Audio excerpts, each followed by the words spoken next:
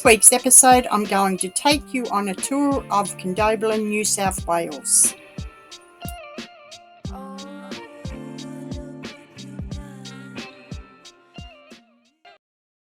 Let's go check out the town I have decided to call my home base when I pull up for a break from time to time. So jump in, buckle up, and we'll start our journey down the Lachlan Valleyway. Our first stop today will be one of two sculptures I will show you that are closest to Condobolin.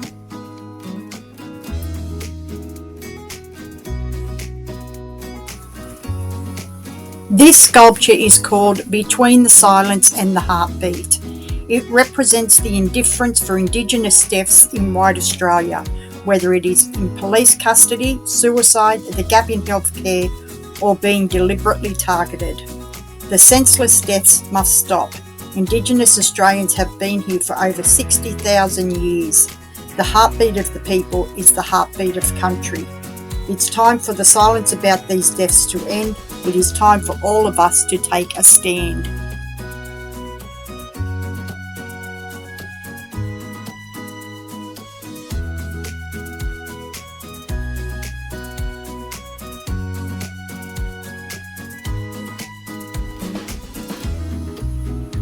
Okay, back in the car, and we'll go to the sculpture that is closest to Condobolin. There are around 20 sculptures between Forbes and Condobolin along the Lachlan Valleyway. They're called Sculptures Down the Lachlan. Each one is totally different. They're all a great work of art. They're all really well signposted with parking areas where you can get caravans in as well.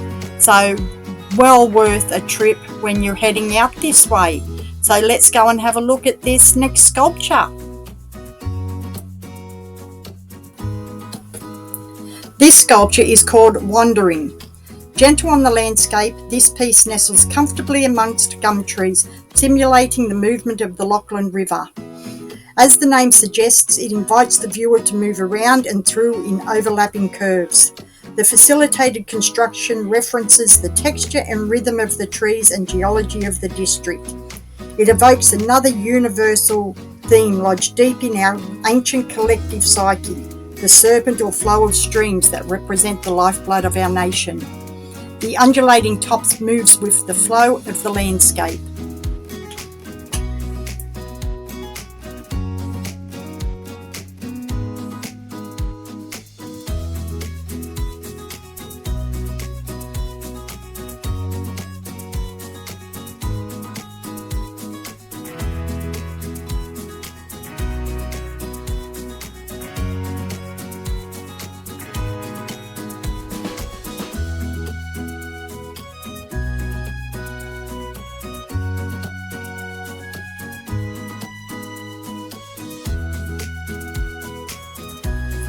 There's a little taste of the sculptures down the Lachlan.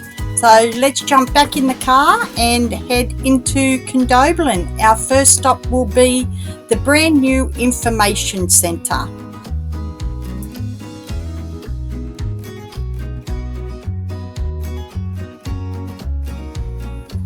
We'll start with the outside. In the car park, there is a large area for trucks to stop overnight. There's also car parking and there is caravan parking. The caravan parking isn't signposted, it just says all other vehicles, but if you go down past the car park, you will see the area for caravans. Let's go check out the information centre.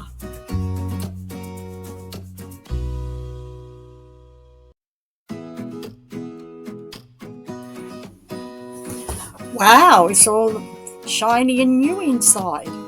Looks like there's a cafe opening shortly. It's got a few things for sale and plenty of notice boards on the goings on around the area. So that's interesting. I'll take my time and have a little read of those. It's also got the the brochures that people like for all the different things you can do in the area. But wow, I'm really impressed. It's quite nice.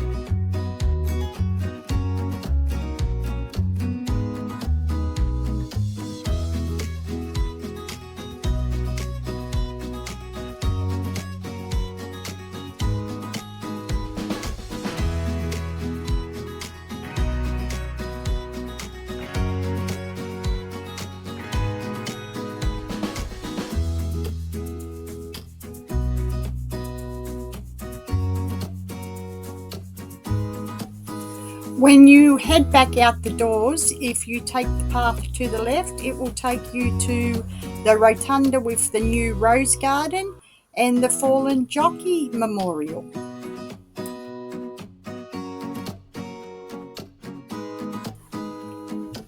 I don't follow horse racing, so I had absolutely no idea there was this many fallen jockeys in Australia.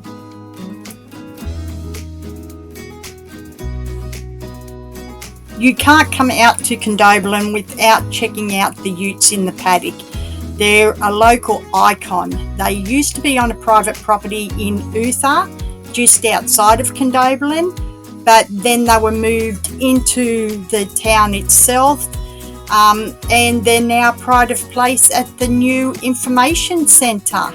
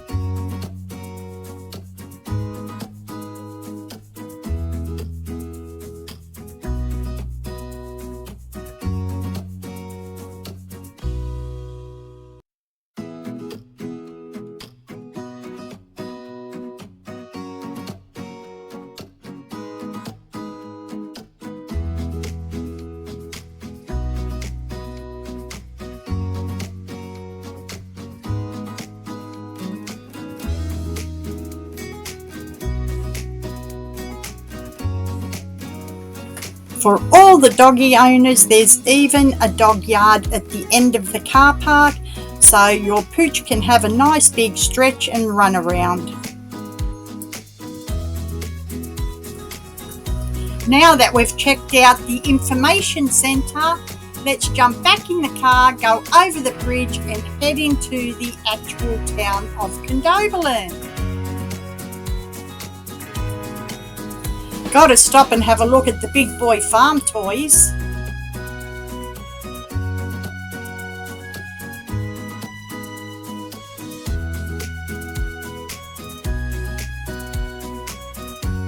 Only in country towns do you see these signs of giving way to horses on roads and bridges.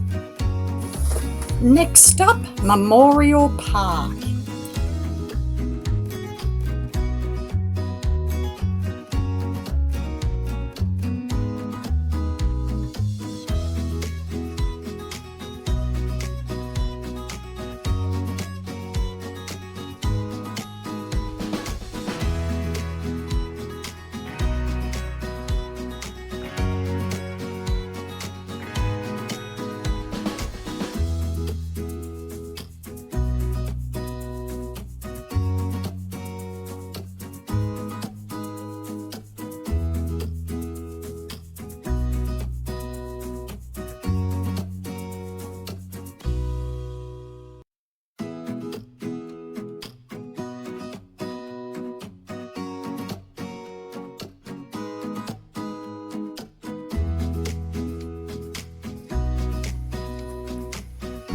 We'll now take a drive down the main road of Condobolin. Being a Sunday, nothing was open, but that's okay. You get to see the nice wide streets, reverse parking on the sides of the road with plenty of room for vehicles, and how clean and tidy this town is.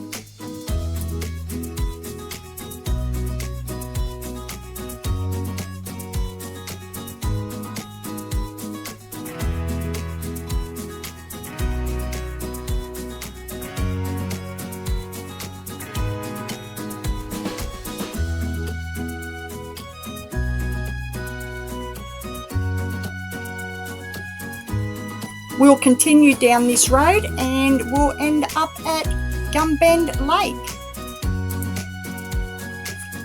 Gumbend Lake is a man-made lake which was opened in 1998. It's very popular with the locals and the visitors alike.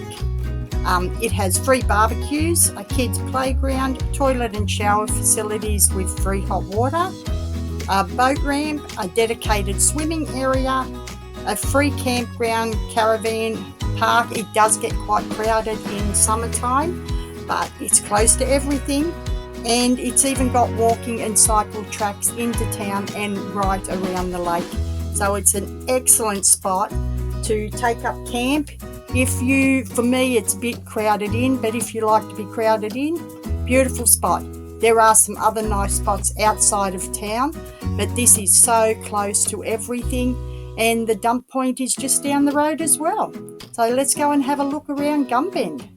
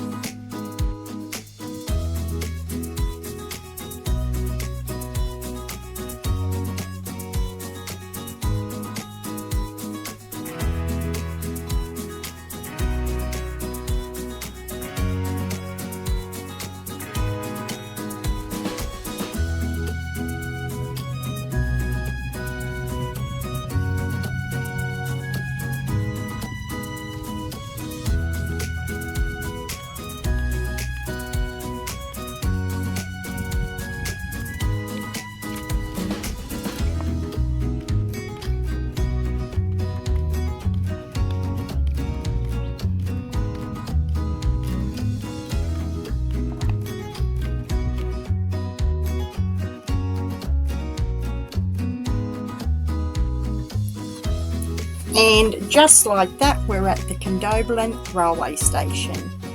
It still has a train come through every Monday from Sydney to Broken Hill, and a return train on Tuesdays from Broken Hill to Sydney. Apart from that, there are freight trains almost daily that pass through here.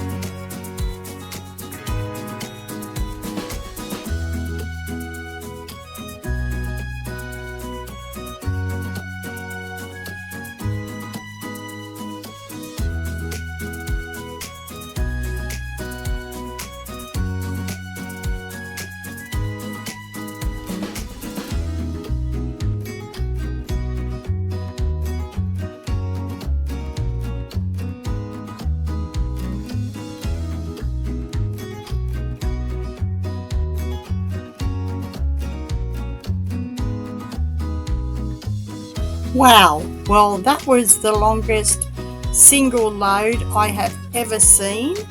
And by the way, Condobolin is also on the road train route. We'll head up the hill now to Reservoir Hill Lookout. It's not a steep climb up the hill, I often walk it. And not only does it hold our telecommunications and our water supply, but you will get awesome photos at sunset from this location. We've taken a trip from one side of town to the other, and now we're literally at the end of the road. So that's the end of the tour, folks. I hope you've enjoyed it, and although people say Condobolin is on the way to nowhere, it doesn't need to be on the way to somewhere because it's unique in its own way.